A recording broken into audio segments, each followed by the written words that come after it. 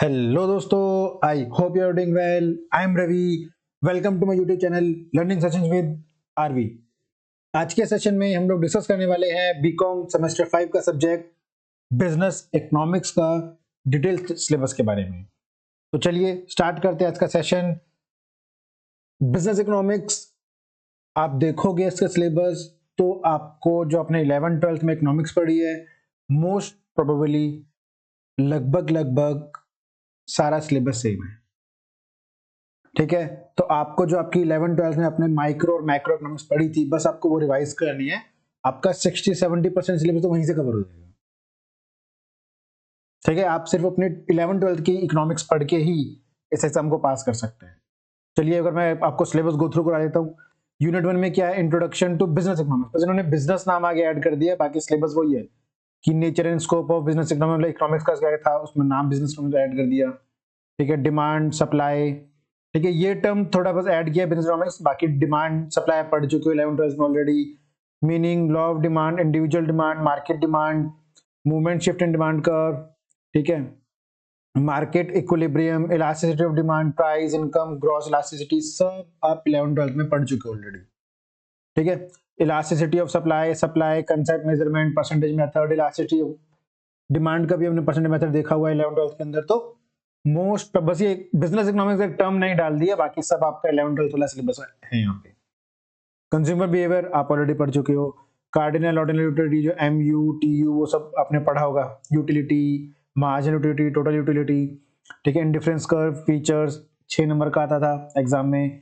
Budget line, consumer equilibrium, ICC, angel curve, PCC, production possibility curve, ठीक है, derivatives of demand curve, income, substitution effect of price change, normal goods, inferior goods, given goods, सब आपने already पढ़ा हुआ है। ज्यादा कुछ नया है नहीं इसमें। ठीक है, तो आपको सिर्फ ज्यादा कुछ नहीं करना है, 11th का सिलेबस रिवाइज करना है। जिन लोगों ने इकोनॉमिक्स पढ़ी है 11th-12th में उन लोगों के लिए ये सब्जेक्ट ज्यादा बहुत ही इजी होने वाला है, ज्यादा मुश्किल नहीं होगा। ठीक है, यूनिट 3 में भी आपका प्रोडक्शन है, कॉस्ट है। प्रोडक्शन फंक्शन में क्या आएगा, total product, average product, marginal product, law of proportion, ये भी 6 नंबर का क्वेश्चन आता था आपका एग्जाम में।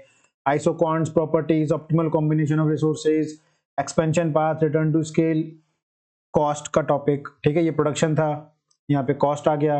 Different cost concept, derivative, short run, long run, LAC, LMC, ठीक है, टोटल कॉस्ट, डिफरेंट कॉस्ट में टोटल कॉस्ट, मार्जिनल कॉस्ट, वही सब जो हमने पढ़े हैं ऑलरेडी। इकोनॉमिक्स, डिस्क्रिमिनेटिव स्केल्स, ठीक है, मोस्टली सारा सिलेबस आपका 11th-12th से उठाया हुआ है।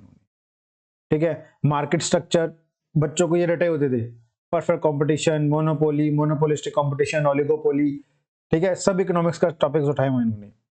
ठीक है, ये थोड़ा नया है, contemporary issues, applications, rent control, minimum wages, individual supply curve of labour, peak load pricing, ठीक है, ये सब टॉपिक्स नए हैं एक दो। बाकी आपका 70%, 60-70% 11th-12th की जो इकोनॉमिक्स थी, माइक्रो मैक्रो इकोनॉमिक्स, मोस्टली वही है सब।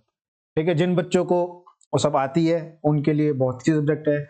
जिनको नहीं आती, ये टॉपिक शुरू से पढ़ने हैं, तो नीचे कमेंट सेक्शन में लिख सकते हैं, मैं टॉपिक वाइज वीडियोस बना दूंगा इसके लिए, जो कि आपके एग्जाम के लिए हेल्पफुल रहेंगे और आपका अच्छा मार्क्स आने में हेल्पफुल रहेंगे।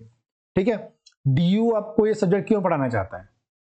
ठीक है, बिजनेस इकोनॉमिक्स का कंसेप्ट या टॉपिक वो क्यों लेके आए आप लोगों के लिए, तो उसमें यहाँ पे कुछ पॉइंट्स दिए हुए हैं।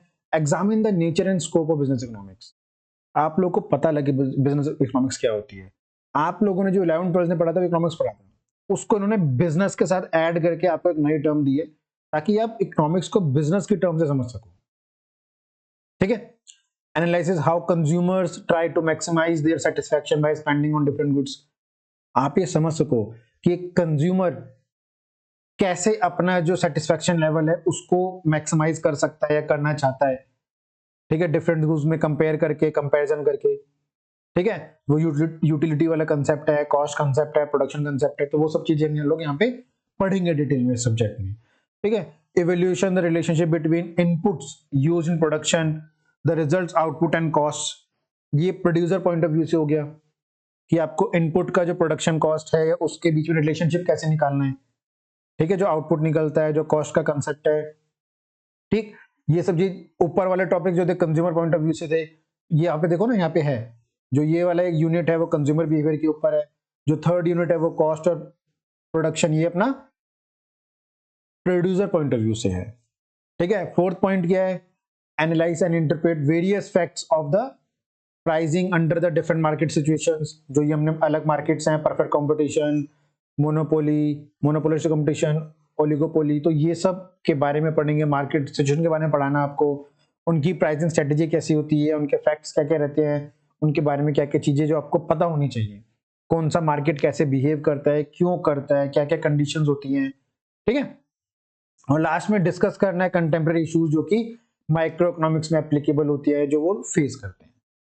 ठीक है, आई होप आपको सिलेबस समझ आया होगा बिजनेस इकोनॉमिक्स का, और ये वीडियो आपके लिए हेल्पफुल रहा होगा। अगर आप लोग चाहते हैं, जिन बच्चों ने इकोनॉमिक्स नहीं पढ़ी या इवन आपने पढ़ी है, तो भी आप इसके टॉपिक्स के वीडियोस चाहते हैं, तो नीचे कमेंट सेक्शन में लिखना, मुझे टाइम मिलेगा तो मैं जरूर उसके ऊपर वीडियो बनाऊंगा, जितने ज्यादा कमेंट्स आएंगे उसके बेसिस पे। और आगे आने वीडियोस के लिए, बाकी सब्जेक्ट के वीडियोस के लिए मेरे चैनल को सब्सक्राइब करना, वीडियो अच्छी लगे तो लाइक करना, और एग्जाम की अच्छी तैयारी करना। That's all for today, have a nice day.